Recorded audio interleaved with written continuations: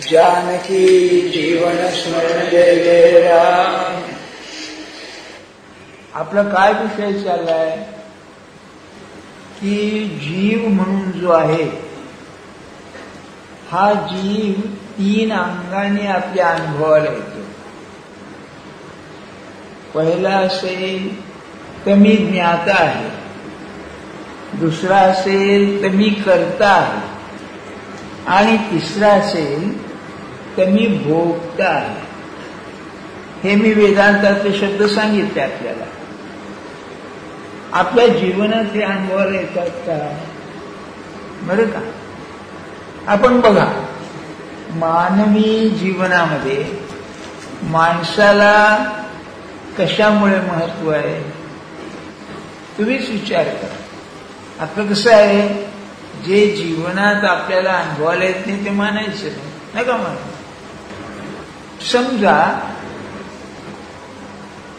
समजा कशाला, सांगलीचा राजपुत्र आहे अजून, आता म्हातारा असेल, सगळं आहे. सगळं म्हणजे काय आहे? ऐश्वर्य आहे, आई बाप, सुख दुःख सगळे, सोय वगैरे, पण वरचा मजला खाली आहे. बघा, त्याची काही किंमत आहे का? म्हणजे वेड्यासारखाच वाटतो. का बरं? ज्ञान कमी आहे, जीवनाला लागणारं ज्ञान कमी आहे. दुसरं एक सांगतो आपल्याला, आता जिकडे तिकडे कोऑपरेशन आलंय, अमेरिकन कोऑपरेशन, जर्मन कोऑपरेशन आहे ना, त्या मोठ्या मोठ्या कंपन्या. मग फरक काय होणार आहे? आतापर्यंत भारतामध्ये असं होतं, प्रत्येक ऑफिसामध्ये काम न करणारी माणसं असतात. बरं का? ते जातीबीचा संबंध नाही बरं का, चांगले लोक सुद्धा. मग ते काय म्हणतात, जाऊ दे, तू काम करीत नाही ना, त्याचं काम दुसरं ते बोलक्यावर येतं. बरं का? त्याला येतच नाही काय ते. ह्या कोलॅबोरेशनचं काय आहे, फार निराळ. ते आता गमतीनं म्हणतो, आमची हयात गेली बाबा, आता ज्यांची हयात आहे ना, पगार पुष्कळ मिळेल, पण त्यांना जर नको असलं, कामात कमी पडलं, ज्ञान कमी पडलं, दुसऱ्या दिवशी हातात पगार देतात म्हणजे जात नाही. फार अस्थिरता आहे अमेरिकेमध्ये. विशेषतः माणसांना अतिशय अस्थिरता आहे. कारण उद्या काय, आता म्हणताना 5 रुपये देतील असं म्हणतो आपण, जा घरी बसा. बरं, किती हे आहे मला सांगा. ज्ञानाचं महत्व कुठे नाही. जीवनाच्या सर्व अंगामध्ये ज्ञानाचं महत्व आहे. आणि पेपरमध्ये एक बातमी आहे की साताऱ्याला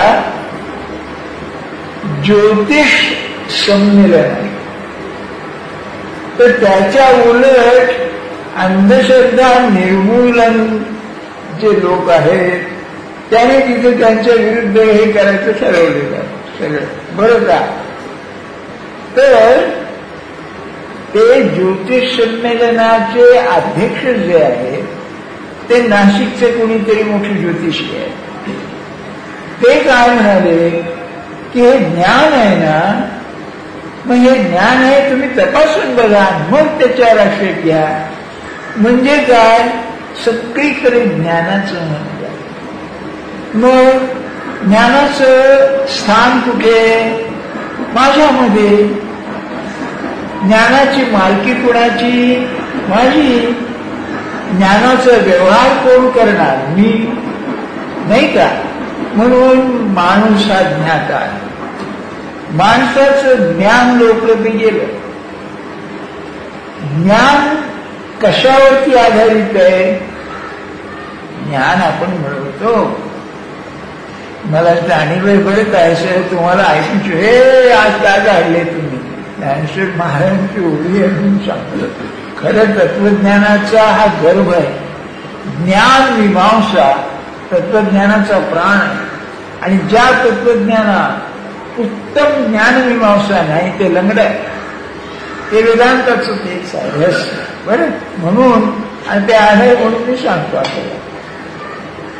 मग ज्ञानाचं आधार काय आहे? ज्ञान कशामुळे ज्ञान होतं नाही का? तर पहिली गोष्ट असेल तर ज्याचं ज्ञान व्हायचं ती वस्तू जशी आहे तशी मला कळली तर ज्ञान. याला की नाही संस्कृतामध्ये वस्तू यथार्थ असं म्हणतात. वस्तू याथात्म्य, जशी आहे तशी वस्तू कळली पण जशी आहे तशी कळली नाही, अज्ञान. याला भ्रम म्हणतात. याचं उत्तम उदाहरण आपल्याकडे आहे, शंकराचार्यांनी दिलेलं आहे. शंकराचार्य हे केरळातले. केरळामध्ये नारळ आणि साप पुष्कळ. आता तिथे की नाही अतिशय विद्या सुद्धा आहे, बायका फार शिकलेल्या. बरं, आणि आणखी एक बातमी विचित्र आहे बरं का. केरळामध्ये एक देवीचं मंदिर आहे. त्या देवीच्या मंदिरामध्ये बायकांना येऊ देत नाही. तर त्या यांनी काय अर्ज केला सरकारला की आता IAS ऑफिसर्स बायका सुद्धा असतात, तर इथे कलेक्टर तुम्ही बाईला नेमू नका, ती आणि तू काय करत मंदिरामध्ये. बरं का. म्हणण्याचा हेतू काय की माणसाची ज्ञानाची जी कल्पना आहे ती वस्तू जशी आहे तशी कळली पाहिजे. मग शंकराचार्यांनी तिथं सापाचं उदाहरण दिलं. संध्याकाळची वेळ आहे, धड उजेड नाही, धड अंधार, आणि एका खोलीमध्ये एक मनुष्य गेला आणि तिथे एक दोरी पडलेली आहे. घाबरला, त्याला वाटतं हे साप आहे. मग हे ज्ञान आहे का? त्यानेच प्रश्न काढलाय, हा जो साप दिसला तो खरा का खोटा? बरोबर, तुम्ही दिवा आणला, अरे दोरी आहे म्हणजे खोटा. पण दिवा नसताना आत गेल्याबरोबर साप वाटत, तुम्ही घाबरला का? खोटा जो साप आहे तर खोट्या सापाला पण घाबराल का तुम्ही? नाही घाबरणार. म्हणजे साप खराही आहे आणि खोटाही आहे. याला त्याने संस्कृत शब्द घातलाय. हे जग कसं आहे? अज्ञान आणि ज्ञानाचं मिश्रण. मानवी जीवन दोन्हीचं मिश्रण आहे. सत्यानृत मिथुनी कृत्य. मिथुन म्हणजे दोन. सत्य आणि अमृत याचं मिश्रण आहे. म्हणून आपल्याला किती कळत नसलं तरी थोडं कळत असं वाटतं. बघा तुम्ही कसं आहे. म्हणजे तुला कळत नाही, खरं ज्याला वाटलं ना मला कळत नाही तो चालला साधू व्हायला लागला. बरं, आणि मी ते तुम्हाला ते भाऊसाहेबांचा आदर्श सांगतो ना, तुम्हाला उगीच वाटेल मी उगीच काहीतरी सांगतो, नाही, त्यांचं उदाहरण सांगतो. बरं, म्हणजे कशी तयार वृत्ती असते परमार्थाला. बरं का, परमार्थाचं म्हणतोय, व्यवहाराचं नाही. जेव्हा महाराजांनी देह ठेवला तेव्हा आता समाधी बांधायची, तेव्हा तिथे मुख्य पंथ होते, आप्पासाहेब भडगावकर म्हणून. हे होमिओपॅथीचा प्रॅक्टिस करेल, पंढरपूरचे गृहस्थ आहे. बाकी ही सुद्धा प्रॅक्टिस काहीतरीच होती हो, कुठला अभ्यास काय बेताचं होतं. बरं, पण ऍडमिनिस्ट्रेशन बरोबर मंदिर चालवणं किंवा संस्था चालवणं त्या माणसाला बरोबर माहिती होतं. कडक काम होतं जरा. तेव्हा त्यांनी काय केलं, भाऊसाहेब इंजिनियर, स्वतः इंजिनियर होते. दुसरे ते अण्णासाहेब घाणेकर, ते तर एसीटी इंजिनियर होते. ते इंजिनियर हे, आणि एक तिसरे ग्रस्त, मला त्यांचं नाव आठवत नाही. हे तिघांना त्यांनी महाराष्ट्रात पाठवलं. आळंदीला जा, समाधी पाहून या, सज्जनगडाला जा, समाधी पाहून या, आणखी ते चिंचवडला कुठे, ते म्हणजे समाधी अशी बांधली. बरं का, पाहून आले. आपासाहेबाला इंजिनिअरिंगचा काही बंध नाही. मी काय सांगतोय, अज्ञानाची काही जाणीव म्हणजे परमार्थ हे दाखवतोय तुम्हाला, आणि ती दुर्मिळ आहे फार, हे मला म्हणायचंय. तेव्हा ते पाहून आले. पाहून आल्यानंतर कमिटी, मी आबासाहेबांनी बसले तर कसं काय बांधायचं ते चालू, अशा पादुका कराव्या, खाली कराव्या, आमच्याकडे. तर भाऊसाहेब काय म्हणाले, इथून 50 यार्डावरती तो ओढा नदी आहे, मानगंगा. तेव्हा आपण असं करायला पाहिजे की समाधी धुतल्यानंतर त्याचं जे पाणी आहे ते पाणी द्यायला गटार पाहिजे. तर म्हणजे खाली आपण एक लहानसं असं संबंध तिथपर्यंत गटार करू, म्हणजे पाणी तिथून निघून जाईल. आपण काय म्हणले, भाऊसाहेब तुम्हाला काय करत नाही, गप्प बसा म्हणाले. बघा असं बोलले. भाऊसाहेब वयाने मोठे, एवढं महाराज मान देत त्यांना, आणि असं बोलले. बरं म्हणाले, बरं का, पुन्हा काही नाही, तसे वागले आप्पासाहेबांशी पूर्ववत. मी बोललो, भाऊसाहेब अहो तुम्ही कसं, तुम्हाला वाईट वाटलं नाही किंवा मला लागलं नाही आणि तुम्ही पुन्हा तसे वागले. हे काय म्हणाले, समाधी समोर बोलले ना, महाराजांच्या समोर बोलले ना, तर खरंच असलं पाहिजे म्हणाले. काय हो बघा. आणि म्हणून कृष्णमूर्तींचं एक वाक्य आहे, आपल्या अज्ञानाची खरी जाणीव होणं ही ज्ञानाची सुरुवात. हाऊ ग्रेट पीपल स्पीक, असे मोठी माणसं बोलतात. तेव्हा आपण ज्याला ज्ञान म्हणतो त्याची लक्षणं काय आहे, ज्ञान कशाला म्हणायचं. पहिली गोष्ट असेल, वस्तू जशी आहे तशी दिसली पाहिजे.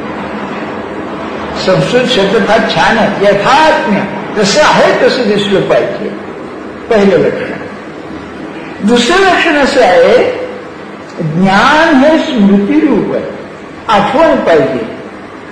समजा तुम्ही डॉक्टर आहात आणि त्या अनाटॉमी विसरून गेला, डॉक्टर चालेल, औषध विसरून गेला नाही का, कसं येईल तुम्हाला सांगा. स्मृती जाणं म्हणजे वेडे होणार. हो तुम्ही बघा, आणि म्हातारपणे स्मृती कमी होते, बघाच जमा होतो नाही का.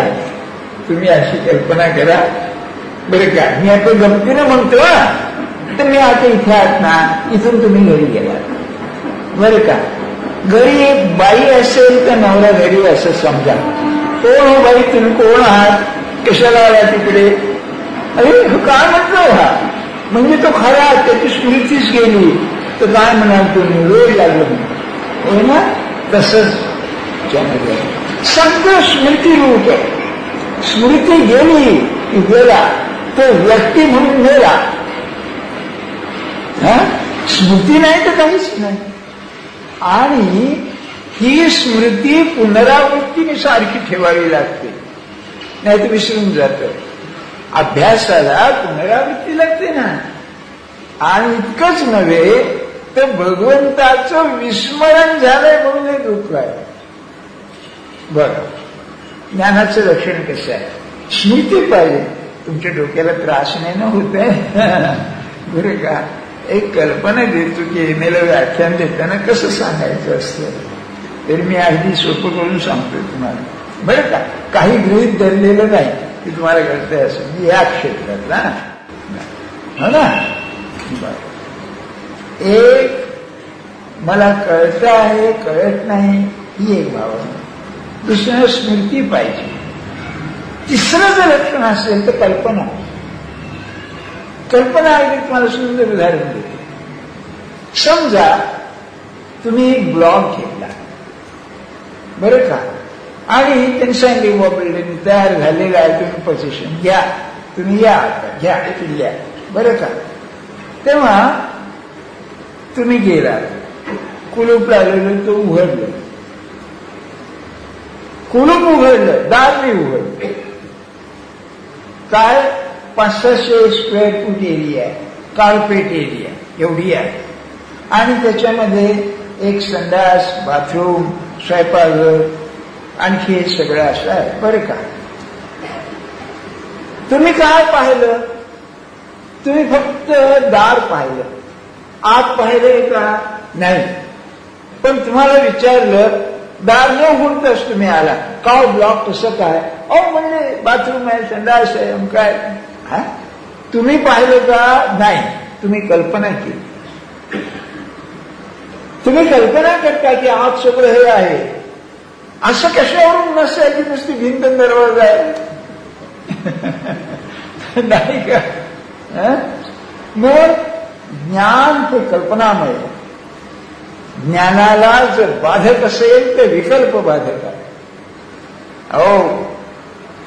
मग आपण जेव्हा भगवंताच्या ज्ञानाबद्दल बोलतो त्याला नामाने ते प्राप्त होईल ही कल्पना करतो आपण, अनुभव नाही ना.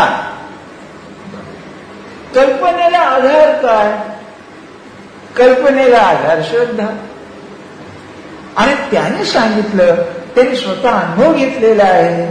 म्हणजे जसं एखादा मनुष्य न्यूयॉर्कला जाऊन आला, काय हो 100 मजल्याची बिल्डिंग आहेत तिथे, म्हणाले बरं ते प्रामाणिक आहे तुमचे आई वडील किंवा कोणी. तर मग नाही, समजा तुमच्या मुलाचं लग्न व्हायचं आणि तुम्ही मुलगी पाहून आला, बरं का, अरे सुंदर आहे बरं का, तो म्हणाल बाबा फसवताय तुम्ही. म्हणाल कल्पना. आता एवढं होईल, तुमची सौंदर्याची कल्पना आणि त्याचीही निराळी असेल ना, पण कल्पना आहेच की नाही. मग ज्ञानामध्ये काय आहे? स्मृती आहे, कल्पना आहे आणि वस्तू जशी आहे तशी. होय ना? हे झालं सामान्य ज्ञान. आणखी ज्ञान. ज्ञान कोणाला होतं? ज्ञान मला होतं. ज्ञानाचं स्थान सांगतोय आपल्याला, तो विषय नाही. देहात कुठे ज्ञान राहतं हे सांगणं फार कठीण आहे. एक मी विचारतो आपल्याला, आपलं मन आहे ना, देहातच आहे ना. आपण इतकी माणसं इथे बसलेलो आहोत, आपल्याला प्रत्येकाला आपण मन आहे. म्हणजे घर मन, आपलं मन काही घरी ठेवून आलो नाही आपण, नाही का? इथे ठेवून बरोबर आणलंय ना. कुठे आहे ते? तुम्हाला वाटते काय मूर्खात काही प्रश्न काढतात? परमार्थ म्हणजे स्वतःविषयी विचार करायचा आहे ना. तुमचं मन कुठे आहे? तुम्हाला ती गोष्ट माहिती ना, कीर्तनात सांगतात ते 2 पोरं होते. एक पोरगा सिनेमाला जायचं, त्याला यांनी धोरणीकडे आणलं. दुसऱ्या कीर्तनाला बसला, पण त्याला ती कीर्तन काय आवडेना, त्याला तो सिनेमा आठवायला लागला.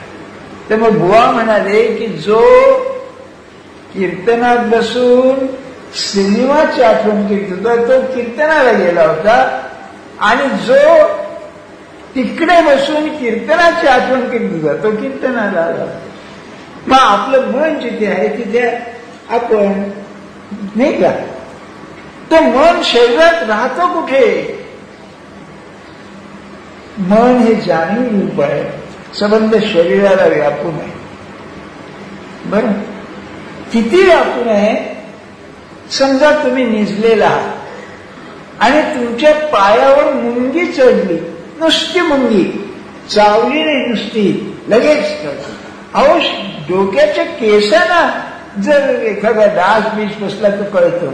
किती जाणीव आहे. मन शरीराला व्यापून. बर, मग ज्ञान कुठे राहतं? या मनाला व्यापून राहतं. ज्ञान हे सबंध शरीराला व्यापून आहे. आणि जे ज्ञान नुसतं डोक्यातच राहतं ते ज्ञान खरं नव्हे. म्हणून अध्यात्माचं जे ज्ञान आहे ते शरीराला, मनाला, सगळ्याला व्यापून असतं. म्हणून तो सर्वज्ञ होतो, नाही तर अर्धवट. बर, आणखी एक सांगतो आपल्याला. ज्ञानाचं दुसरं एक लक्षण आहे, उपलक्षण आहे. ते स्मृतीशी संबंधित आहे. फार नाही सांगित, एक 10 मिनिट आणखी. असं आहे बघा, तुम्ही पुष्कळ लोक परीक्षेला बसलेला आहात, बरं का? मग मी सांगतो व्यवहारात आपल्या अध्यात्मात कसं पुष्कळ तुम्ही लोक परीक्षेला बसलेला आहात. तयारी आहे, सगळं आहे, चांगलं आहे. आणि पेपर लिहू लागला तुम्ही, आणि असं वाटलं हे आठवत नाही का, मला माहिती आहे काय उत्तर आहे, पण बरोबर आठवत नाही बरं का, अशी अडचण येते. आणि बाहेर आलं लिहून की आठवतं. होय ना. म्हणजे माझं जे ज्ञान आहे त्याच्यावर माझा ताबा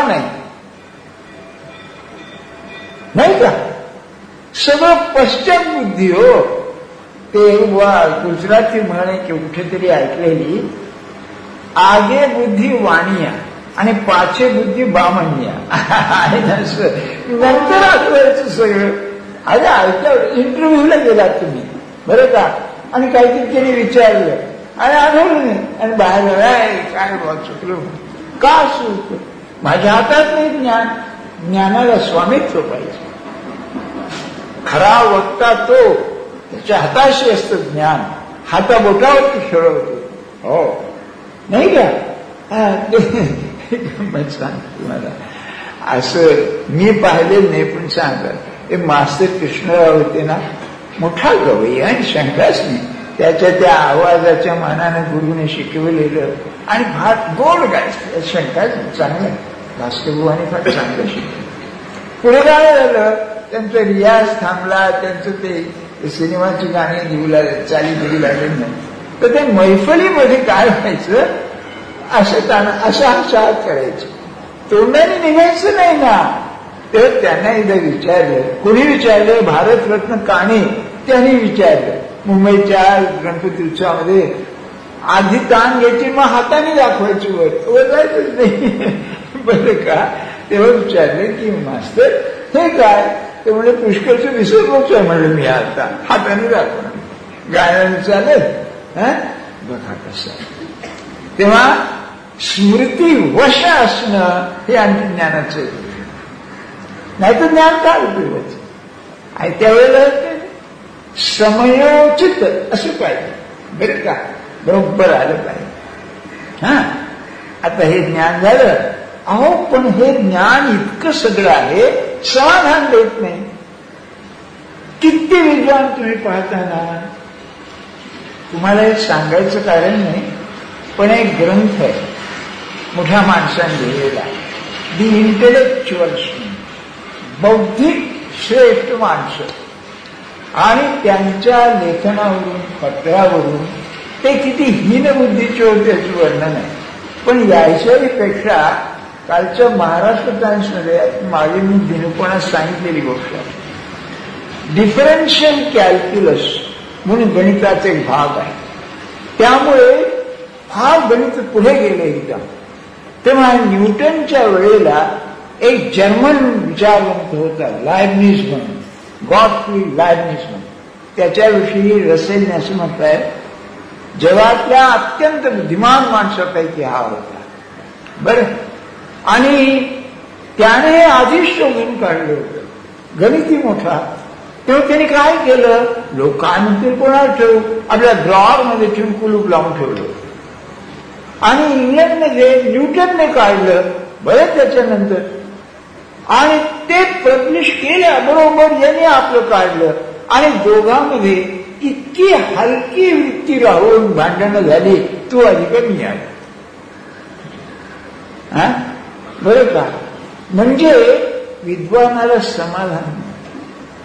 मी तुम्हाला सांगितलंय ना, मोठे मोठे विद्वान आमच्याकडे कॉलेजमध्ये व्याख्यानाला यायचे, तर त्यावेळेस सिगरेट फार महाग होते वॉरच्या वेळेला, अतिशय काही चांग मिळायचे नाहीत. तर ते काय करायचे, एक पेचेने खिशात घालून जायचे. आता हा एवढा विद्वान व्याख्यान दिलेलं तासभर, आपल्या पण जातीचेच आहेत ते सगळे नाही का. का असं होतं, ज्ञान समाधान देत नाही. म्हणजे हे ज्ञान खरं ज्ञान नव्हे. मग दुसरं ज्ञान कोणचं, जे ज्ञान या संस्थेला पात्र आहे. तसं आहे ज्ञान म्हटलं, मी ज्ञाता आहे, मी जाणणार आहे. आणि जे जाणायचं ते ज्ञेय आहे. तर आतापर्यंत मी ज्ञानाच्या गोष्टी ज्या सांगितल्या, कल्पना, स्मृती, ते सगळं दृश्याचं ज्ञान आहे. स्पेस टाइम मधलं, म्हणजे माझ्या इंद्रियाने मी जे पाहतो त्याचं ज्ञान आहे सगळं. माझं ज्ञान मला नाही, म्हणून हे लंगडं ज्ञान आहे, समाधान देत नाही. मग हा जो जाणणार आहे, जो ज्ञान मिळवणार आहे, त्याचं ज्ञान करून घेणं हे खरं ज्ञान आहे. त्याला आत्मज्ञान असं म्हणतात. आणि आपण त्याकरता इथे धडपडत असतो. मी कोण आहे? आचार्यांचे स्तोत्र आहे, चरपत पंजरी तुम्हाला माहितीच आहे. त्याच्यामध्ये कस्त्वम, तू कोण, को हम, मी कोण, कामे जननी, माझी आई कोण, कौमे कामे तातहा, अरे माझं बाप कोण, आई कोण, मी कोण, मी आलो कुठून, मला जायचंय कुठे, हे मी काय सांगतो तुम्हाला. तुम्ही आपल्या मुलीचं लग्न केलं आणि वर्ष 2 वर्षात नवरा गेला अचानक, ऍक्सिडेंट होऊन. काय हे, काय जीवन आहे बरं का. मग त्या मुलीचं तुम्ही लग्न करताना हा कोण आहे, याचं आयुष्य किती आहे, माझी मुलगी माझ्या पोटी का आली, कुठून आली, अगदी प्रेमविवाह जरी असला तरी सहवास किती वर्षाचा आहे, हे ज्ञान होणं हे खरं ज्ञान. हे सत्पुरुषाला असतं. कारण मी कोण आहे हे ज्ञान झाल्यानंतर हा मी सगळीकडे व्यापून असल्यामुळे त्याला अज्ञान नाहीच काही. नाही तर बाकीचं ज्ञान असेल परावलंबी ज्ञान. हो, पुस्तकं असली तर ज्ञान. आमच्या प्रोफेसर लोकांचं असं असतं, जर नोट्स घरी राहिल्या, आज माझी तब्येत बरी नाहीये, मी आज काल घेणार नाही, कारण याची डोक्यात काय नाहीच काही, लग्न ज्ञान सगळं नाही का, असं असतं बघा. मग आता ज्ञानेश्वर महाराजांची ओळी सांग. ज्ञानेश्वर महाराज म्हणाले, वेद्य म्हणजे जाणायचं ते एक सहज आठवलं. आपल्या पोटी मुलं येतात ना, हा मुलगा का आला, ही मुलगी का आली, हे असं का वागतात, काही नाही का परीक्षेत नापास झाले किंवा झालं ते वेड्यासारखं वागतात. अरे काय हे माझ्या याला का वाटेल हे आलंय, याला काही उत्तर आहे का, कोण उत्तर देतोय, तुमच्या युनिव्हर्सिटी उत्तर देते का, याला काही नाही, कल्पनाच नाही. कारण मी कोण आहे हे कळल्याशिवाय माझ्या पोटी हे का कसं करणार मला सांग, नाही का. मग आपलं काय होतं, अज्ञान कसं येतं बघा. ज्ञान सगळं आहे आणि प्रसंग आला ते कुठे जातो कोणास ठाऊक. काय होत असेल हो, असं असेल का की हे आपल्यापैकी कुणी तपकीर ओढत नाही. तपकीरची चांदीची डबी असते बघा, नाही सगळ्या नव्हे, चांदीची डबी वगैरे चंदनाची डबी असते, त्यातली तपकीर असते. म्हणून तू बरं का आनंद असतो, त्याच्यामध्ये एक प्रकारची काहीतरी खुबी आहे. असं विचारलं किंवा तुमच्यावरती प्रसंग आल्यानंतर तुम्हाला ही उपयोगी पडते का, हे त्याचं काय म्हणजे कसं काय उपयोगी पडणार. तसं हे सगळं वेद्याचं म्हणजे दृश्याचं ज्ञान आहे ना, ते लोकांना सांगायला उपयोगी पडतं. आपल्याला प्रसंग आल्यानंतर सगळं नाही.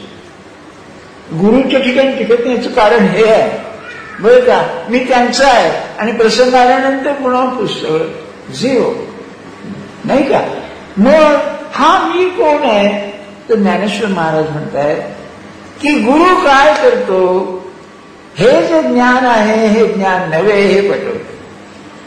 पहिली गोष्ट. ते झाल्यानंतर खरं ज्ञान, तुझं ज्ञान हे खरं ज्ञान आहे, हे तो आचरणाने अनुभवाला आणून देतो. थोडक्यात आलं आता, झोपा काढू नका.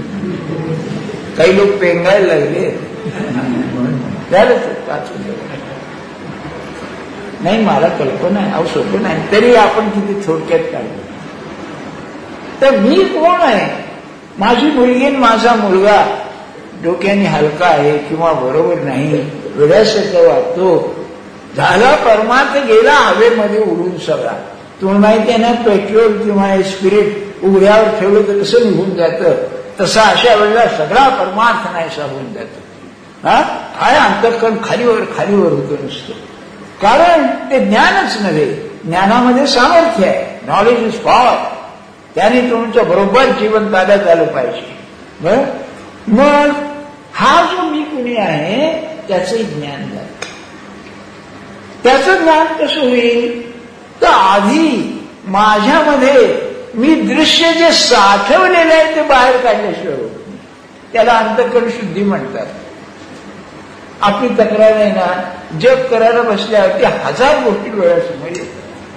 का ते आत गटार सगळं साठवलेलं आहे. हो, मला नेहमी असं आठवतंय, हे मुंबईमध्ये मॅन होल्स असतात ना, ते तुम्ही पाहिले उघडे मॅन होल उकली किती खोल आणि घाण असते त्यामध्ये.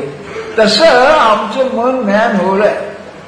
किती गोष्टी साठवलेल्या आहेत, शेजाऱ्या पाजाऱ्याच्या गोष्टी, लोकांच्या गोष्टी, वर्तमानपत्रामध्ये शेअरचे भाव, याच्या बाप दादाला कधी शेअर घ्यायचे नाही, पण ती माहिती असते.